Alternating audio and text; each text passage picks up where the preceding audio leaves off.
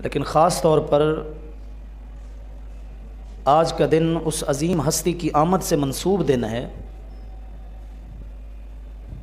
जो बिला शक और बिला शुबा इस कायनात के सरदार हैं, तमाम मौजूदात के सरदार हैं, तमाम अंबिया और रसूलों के सरदार हैं। बल्कि जो आपसे मंसूब हुए वो सरदार बन गए। जहाँ पर उन्होंने हुकूमत की, दिलों पर उन्होंने हुकूमत की, जो आप अलैहिस्सलातु वस्सलाम के दामन करम से वाबस्ता हो गए। और दुनिया के ठुकराए हुए लोग वो हो गए, जलील और रुसवा हो गए वो लोग, कहीं भी उन्हें पनाह न मिली, कहीं भी उन्हें इज़्ज़त न मिली, जिन्होंने आप अलैहिस्सलातु वस्सलाम के दामन को छोड़ दिया। इज़्ज़त मिली तो उसे मिली जो आप अलैहिस्सलातु वस्सलाम से वाबस्ता हो गया, और दुनिया भर की ज़िल्लत उसके हिस्से में आई जिसने इतने बड़े हक़ को छोड़ दिया और इतने बड़े हक़ को पहचान न सका। कुरान ने ख़ास तौर पर इस हवाले से दो तबके बयान किए हैं। एक तबके को कहा गया कि उलाइका कल अनआम बल हुम अदल, कि ये वो लोग हैं जो जानवर तो जानवर रहे, जानवरों से भी बदतर लोग। और एक तबका वो हुआ जिसके लिए फरमाया रदियल्लाहु अन्हुम व रदू अन, अल्लाह इनसे राज़ी हो गया, ये अल्लाह से राज़ी हो गए। एक तबके के लिए फरमाया सुम्मुम बुकमुन उमयुन, ये अंधे हैं, बहरे हैं और गूंगे हैं। और एक तबके के लिए फरमाया उलाइका हुमुर राशिदून, इनसे बढ़कर कोई और हिदायत याफ्ता नहीं। ये तकसीम अल्लाह रब्बुल इज़्ज़त ने कर दी कि जो मेरे महबूब से वाबस्ता हो गया, मैं उनसे राज़ी हो गया, वो मुझसे राज़ी हो गए, वो हिदायत याफ्ता हो गए। और जब मेरे महबूब ने अपने आखिरी नबियों ने का ऐलान किया, जिन्होंने वहाँ से मुँह फेर लिया, इज़्ज़त ने भी उससे मुँह फेर लिया। ज़िल्लत उनके लिए मुक़द्दर बन गई, इज़्ज़त आप अलैहिस्सलातु वस्सलाम की निस्बत के अंदर, आपके दामन मुबारक के अंदर अल्लाह ने रख दी। वलिल्लाहिल इज़्ज़तु वलिरसूलिही वलिलमुमिनीन। इसलिए कायनात के सबसे बढ़कर वो लोग मुअज़्ज़ज़ हो गए, साहिब शरफ हो गए, इज़्ज़तों के ताज पहनने वाले हो गए, जिन्होंने आप अलैहिस्सलातु वस्सलाम का कलमा पढ़कर सही उम्मतियों का हक़ अदा कर दिया। आज का दिन दरअसल इसी फ़िक्र की यादगार है कि इज़्ज़त कौन सी चाहिए, इज़्ज़त कौन सी मतलूब है। एक ये है कि अल्लाह और उसके महबूब का हवाला छोड़कर तुम दुनिया की इज़्ज़त ले लो, और एक ये है कि दुनिया की झूठी इज़्ज़त से मुंह फेर कर अल्लाह और उसके महबूब के दामन में आ जाओ। एक इज़्ज़त नहीं, इज़्ज़त के नाम पर एक धोखा है, आर्जी चीज़ है, और दूसरी दायमी इज़्ज़त है। इस जहान में भी इज़्ज़त है, उस जहान में भी इज़्ज़त है। आप अलैहिस्सलातु वस्सलाम ने यही आकर समझाया है कि हकीकी इज़्ज़त किसको कहते हैं। जिन्हें मुअज़्ज़ज़ नहीं समझा जाता था, जिन्हें दुनिया का पसमानदा तबका समझा जाता था, रंग और नस्ल की बुनियाद पर तकसीम कर दी गई थी, फ़र्क कर दिए गए थे, महफिलें अलग कर दी गई थी कि किन के साथ बैठना हमारे लिए इज़्ज़त है और किन के साथ बैठना हमारे लिए ज़िल्लत है। उस पसमानदा तबके को आप अलैहिस्सलातु वस्सलाम ने बुलंद करके उनकी इज़्ज़तों को बढ़ाकर फरमाया, चाहे कोई गरीब हो, अगर उसने मेरा कलमा पढ़ लिया है तो उससे बढ़कर कोई और मुअज़्ज़ज़ नहीं हो सकता। और ये तरबियत खुद अल्लाह रब्बुल इज़्ज़त ने अपने महबूब की फरमाई है। एक मौके पर मक्का के अमीर कुफार आए, अमीर मालदार लोग आए, सरदार कबीलों के, और आकर कहने लगे कि हम आपकी बात सुनते हैं, मानते हैं, पूरी बात आपकी सुनते हैं, जो भी आप कहना चाहते हैं, बस हमारे लिए महफिल अलग कर दीजिए। यहाँ कुछ लोग बैठे हैं जिनके कपड़ों से पसीनों की हमें बू आती है, जिनके साथ बैठना हमारी इज्जत और हमारे मेयार के खिलाफ है। आप इन गरीबों के लिए महफिल अलग लगा लिया करें, हम कबीले के सरदारों के लिए महफिल अलग लगा, हम आपकी बात सुनते हैं।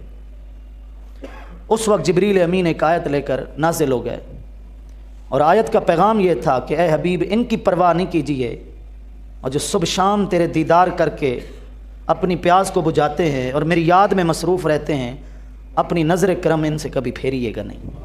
वला तअदु ऐनाका अन्हुम तुरीदु ज़ीनतल हयातिद दुनिया, सूरह काफ के अंदर ये पूरी आयत नाज़िल। फरमाया जिनके दिल गफलत में डूबे हुए हैं, वकाना अमरुहु फुरुता, जिनके मामलात हद से बढ़ गए हैं, इनके लिए अलग महफिलों की ज़रूरत नहीं है। इनके दिलों पे मोहर लग चुकी है, तेरी बात सुनकर भी इन्होंने हक़ को कबूल नहीं करना। महफिलें तब्दील नहीं कीजिए, उन्हीं के अंदर रहिए जो सलमान फ़ारसी और अबू ज़र ग़िफ़ारी की महफिल है। वला तअदु ऐनाका अन्हुम, कितने मोहब्बत भरे अल्फाज हैं। वला तअदु ऐनाका अन्हुम, ए हबीब अपनी आँखें इनसे फेरिएगा नहीं, हमेशा इनको अपनी नज़र करम के सामने रखिएगा। इससे पता चला कि मसला अमीरी गरीबी का नहीं, मसला मोहब्बत और इश्क़ मुस्तफ़ा का है। जो इसमें सच्चे थे, अल्लाह ने अर्श से वही नाजिल फरमाई, लौहे महफूज से वही नाजिल करके जिब्रील अमीन को भेजा कि इनके दिलों में सच्ची मोहब्बत है। इन चंद दौलत के पुजारियों की खातिर ए हबीब इनको अपने आप से दूर नहीं कीजिएगा, क्योंकि ये वो लोग थे जो अपना सब कुछ छोड़कर चले आए और सिर्फ हुजूर की बारगाह से वाबस्ता होगा। जिस वक्त में लोग अपने कबीलों का जिक्र फ़ख्र समझा करते थे, अपनी बिरादरियों का हवाला सबसे बड़ा हवाला समझा करते थे, उस वक्त में हज़रत सलमान फ़ारसी ने अपना वतन छोड़ा, आबा व अजदाद को छोड़ा, और न जाने कितने बड़े ताजर और किसान के बेटे थे, लेकिन छुप छुपा कर कहीं से सुन लिया था कि एक जगह होगी जहाँ खजूर के दरख्त होंगे, वहाँ अल्लाह का आखिरी नबी आएगा। छुप छुपा कर भागते आए, लोगों ने रास्ते में पकड़ा, काफिले वालों ने किसी को बेचा और कहा कि ये हमारा गुलाम है, उन्होंने आगे बेचा, बिकते बिकते बिकते मदीने में एक यहूदी के पास फरोख्त हो गए, और यहाँ आकर पता चला कि हुजूर मक्का छोड़कर मदीने में हिजरत करके आ चुके। वहाँ से छुप कर निकले और हुजूर की बारगाह में आकर कलमा पढ़ लिया।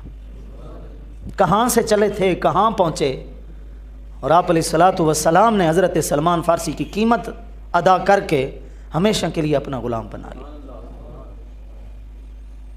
इकबाल ने कहा था कि फ़ारिग़ अबो जद्दो आमाम बाश, हम चू सलमान ज़ादा है इस्लाम बाश। तर्जमा सुनिए, फरमाया ये जो तू अपने आबा व अजदाद पर फ़ख्र करता है, ये फ़ख्र छोड़ दे, मैं फ़लाँ फ़लाँ का फ़र्जंद, फ़लाँ का पुता, फ़लाँ का बेटा। सलमान फ़ारसी की सीरत बता रही है कि ये सब फ़ख्र छोड़ दो, अगर अपना ख़ानदान का हवाला बनाना है तो महबूब के दीन को बनाना। यही वजह है कि जब हज़रत सलमान फ़ारसी रज़ी अल्लाह ताला अन्हु से पूछा जाता कि आप किस कबीले से ताल्लुक़ रखते हैं, आप तारीख़ पढ़े, तारीख़ में शदीद इख्तलाफ पाया जाता है कि आपके बाप दादा का नाम क्या था, किस कबीले से आपका ताल्लुक़ था। बहुत सारे अक़वाल मिलते हैं, इसलिए कि उन्होंने अपनी वो पहचान ख़त्म कर दी कि मैं एक बहुत बड़े किसान का बेटा था, मैं एक बहुत बड़े ताजिर का बेटा था। जब कोई उनसे पूछता कि आप कहाँ से आए हैं, फ़ारिस, उस वक्त अरब से बहुत दूर एक गैर मुल्क, फ़ारिस से आए हैं तो कहाँ रहते थे, किस कबीले से आपका ताल्लुक़ था, तो आप फरमाते थे अब क्या ज़रूरत है कबीलों की पहचान की, अब क्या ज़रूरत है ख़ानदानों के ज़िक्र करने की।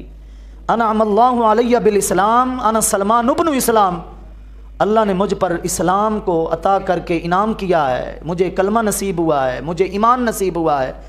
आज के बाद मैं अपने ख़ानदान का नाम भी महबूब का दीन, दीन इस्लाम रखता हूँ। बस यही मेरा ख़ानदान है, यही मेरी जद पुश्त है और कुछ भी नहीं। मेरी पहचान, मेरा तारुफ, मेरा कबीला, मेरा ख़ानदान, मेरी बिरादरी, मेरा सब कुछ अगर है तो हुजूर का दीन है और कुछ भी नहीं। और जब उन्होंने हर पहचान को ख़त्म कर दिया तो हुजूर ने उन्हें कौन सी पहचान दी, वो पहचान दी कि कायनात उस पहचान के लिए तरसती है। हुजूर ने फरमाया सलमान मिन्ना, सलमान किसी और का नहीं, सलमान हमारा है। सलमान मिन्ना, सलमान किसी और का नहीं, सलमान हमारा है। सलमान मिन्ना अहलिल बैत, सलमान तो मेरे घर का एक फ़र्द है, जैसे हसन हुसैन मेरे घर के फ़र्द हैं, मेरे ख़ानदान का सलमान फ़ारसी भी एक फ़र्द है। जिनका हुजूर वारिस बन जाए उनको किसी और वारिस की ज़रूरत क्या है, जिनकी पहचान हुजूर बन जाए उनको किसी और पहचान की ज़रूरत क्या है। इसलिए आप अलैहिस्सलातु वस्सलाम इस दुनिया में ख़ास तौर पर ऐसे तबके को इज़्ज़त देने के लिए आए जिनकी लोग इज़्ज़त नहीं किया करते थे। रंग और नस्ल, रंग की बात क्या हुई, लोगों ने काले रंग के लोगों को ख़ास बना दिया था कि इनका काम ही सारी उम्र सिर्फ और सिर्फ गुलामी करना है, बस इनको कोई ज़रूरत नहीं है गोरे रंग वालों के साथ उठने बैठने की। अल्लाह की हिफ्ज़ व अमान, आज 1457 बरस गुजर चुके हैं इस्लाम के ऐलान को। रंग वाली तफरीक हुजूर के कलमा पढ़ने वालों के अंदर से भी ख़त्म नहीं हुई। करके दिखाएं रिश्ता, किसी गोरे रंग वाले का किसी काले रंग वाली से, या गोरे रंग वाली का किसी काले रंग वाले से, करके दिखाएं रिश्ता। लेकिन हुजूर ने अपनी सगी फूफीजाद बहन हज़रत ज़ैनब बिन्त जहश का किससे निकाह करवाया है? अपने ग़ुलाम हज़रत ज़ैद बिन हारिसा से करवाया, जिस निकाह का जिक्र कुरान मजीद की 33वीं सूरह सूरह अज़ाब के अंदर मौजूद है। सब ख़त्म किया, सब तफरीक मिटा दी। फरमाया ला फ़ज़्ल ली अरबिय्यिन अला अजमिय्यिन वला ली अजमिय्यिन अला अरबिय्यिन वला ली अहमर अला अस्वदा वला ली अस्वदा अला अहमर। किसी अरबी को अजमी पर फजीलत नहीं, किसी अजमी को अरबी पर फजीलत नहीं, किसी गोरे रंग वाले को काले रंग वाले पर फजीलत नहीं, किसी काले रंग वाले को गोरे रंग वाले पर फजीलत। फजीलत है तो तकवा। रंग की बात करोगे तो अबू लहब सबसे गोरा रंग वाला था। अबू लहब उसको कहा इसलिए जाता था कि लहब कहते हैं शोले को, भड़कती आग को, उसका चेहरा इतना सुर्ख था, भड़कता रहता था, इतना रोशन उसका चेहरा था। लेकिन कुरान कह रहा है कि जिसका चेहरा भड़कता रहता था वो जहन्नम की आग में भड़क रहा है। और एक बिलाल हबशी हैं, कौन है? जिनका रंग और जिनका रूप हुजूर हुस्न वालों के अंदर बांट रहे हैं। तो बात खत्म ना हो गई, तफरीक खत्म ना कर दी। इसलिए आप अलैहिस्सलातु वस्सलाम ने एक ऐसे नए मुआशरे की बुनियाद रखी जिसमें इस तरह की कोई इंसानी तकसीम की गुंजाइश बाकी ना रही। फरमाया फ़र्क करना है तो तक़वे की वजह से करो, किसी की नेकी और बदी की वजह से फ़र्क करो। एक परहेजगार है, एक फाजिर है, फासिक मोलन है, अलानिया फिस्क कर रहा है, वो जितना भी गोरा चिट्टा है जो अलानिया फिस्क कर रहा है उसकी कोई इज्जत नहीं। और एक 5 वक्त का नमाजी है, ज़बान से किसी को तकलीफ नहीं पहुंचता, जितना भी गरीब है उसको सीने से लगा लो, अल्लाह तुम्हें अपनी रहमत अता कर दे। मेयार बनाया तो तक़वे को बनाया, बाकी ये सब मालदारियाँ, दौलत, जदादें, ये सब चीज़ें ख़त्म कर दी। अगर ऐसा होता तो कभी भी आप अलैहिस्सलातु वस्सलाम हज़रत ज़ैद बिन हारिसा को इतनी इज्जत न देते। उनका तो कोई नाम नहीं था, उनका तो कोई ख़ानदानी हवाला ही नहीं था। उनको तो बचपन में किसी ने अगवा कर लिया था, किसी ने चोरी छुपे उनको अगवा कर लिया था बचपन में हज़रत ज़ैद बिन हारिसा रज़ियल्लाहु ताला अन्हु, और मंडी में आकर बेच दिया और कहा ये हमारा ग़ुलाम है, हालांकि वो ग़ुलाम नहीं थे, ग़ुलाम ज़्यादा नहीं थे। बिकते रहे बिकते रहे बिकते रहे और बिलाखिर हुज़ूर की बारगाह में पहुँचे। एक मुद्दत के बाद जब उनके ख़ानदान वाले हज के लिए आए, अपने इलाके से चलकर, नज़रें नज़रों से मिली, उन्होंने नक्श नैन देखे, उन्होंने कहा ये ज़ैद ही लगता है जो बचपन से हमारा बिछड़ा हुआ ख़ानदान का एक फ़र्द है। चच्चा घूर कर देख रहे हैं कि ये लगता तो ज़ैद है, ये वही तो ज़ैद है जिसको ढूंढ ढूंढ कर हम थक गए। हज़रत ज़ैद बिन हारिसा रज़ियल्लाहु तआला के बाप हारिसा ने पूरा जुदाई के अंदर अरबी में कसीदा लिखा था अपने बेटे की जुदाई में। बचपन से जिसका बेटा बिछड़ गया और सारी उम्र ना मिले, आप क्या समझते हैं कि ज़िंदगी माँ बाप की कैसे गुजरती है? उसने कसीदा लिखा आपके बाप ने, और उसने आखिर में एक शेर लिखा, सअमिलु नस्ल ईसी फिल अर्दि जाहिदा वला असअमुत तवाफा औ तसअमुल इबिली। कहने लगे मैं ताकतवर ऊंट सहराओं के अंदर दौड़ा दूंगा अपने बेटे की तलाश में, मेरा ऊंट थक जाएगा, मैं अपने बेटे को तलाश करते कभी भी नहीं थकूंगा। बाप क्यों थके बेटे की तलाश में? वो अपने आप को भूल जाएगा। इतनी लंबी जुदाई के बाद आज मिले हैं, बाप भी देख रहा है, चच्चा भी देख रहा है, मामू भी देख रहा है, और सारे खड़े होकर गौर से ज़ैद बिन हारिसा को देख रहे हैं। आपस में चेमगोइयाँ हो रही हैं कि यार ये ज़ैद नहीं है भला। और हज़रत ज़ैद ने भी पहचान लिया कि अब्बा भी आया हुआ है, चच्चा भी आया हुआ है, भाई भी आया हुआ है, मामू भी आया हुआ है। जब ये मंजर देखा ना, कशमकश देखी, बेचैनी देखी, आप अलैहिस्सलाम ने फरमाया ज़ैद खैर है, क्या मसला है? कहने लगे हा उला यशीरती, आका ये मेरे ख़ानदान वाले आए हुए हैं। हज़रत ज़ैद बिन हारिसा छुप रहे हैं कहीं हुजूर की जुदाई ना हो जाए। हैं किसी को ग़ुलामी भला पसंद है? घरों में काम काज करने वाली औरतें पसंद करती हैं कि मालकों की झिड़कें बर्दाश्त करें? हैं, किसी तकड़े चौधरी के खूह के ऊपर काम करने वाले नौकर अंदर से कितने तंग होते हैं, ये तो वही लोग खुद ही जान सकते हैं, हमें क्या पता शायद। लेकिन वो छुप रहे हैं कि कहीं फैसला कुछ और ना हो जाए। यार कौन नहीं अपने वतन जाना चाहता, वतन जैसा भी हो, वतन जाना कौन नहीं चाहता। जो परदेश में रहते हैं उनसे पूछिए कि उनको अपना वतन कितना प्यारा लगता है। अब चचा आगे बढ़े, उन्होंने आप अलैहिस्सलाम को सारा माजरा सुनाया कि ये गुलाम ज़्यादा नहीं है, हमने तो इसका यहाँ तारफ़ सुना है कि ये गुलाम है, किसने इसको गुलाम बनाकर फ़रोख्त किया है मंडियों में और आप तक पहुँचा है। हम आज़ाद लोग हैं, हम इलाके के इज़्ज़तदार लोग हैं, मेहरबानी कीजिए और हमारे इस बच्चे को हमारे साथ वापस भेजिए। हज़रत ज़ैद बिन हारिसा के चचा ने कहा इमदी माना या ज़ैद, ज़ैद चल उठ चलें। और हज़रत ज़ैद हुज़ूर के दामन से लिपट कर कहते हैं मा उरीदु बि रसूलिल्लाहि सल्लल्लाहु तआला अलैहि वसल्लम अहदन, मैं हुज़ूर के बदले किसी और के साथ नहीं जाना चाहता,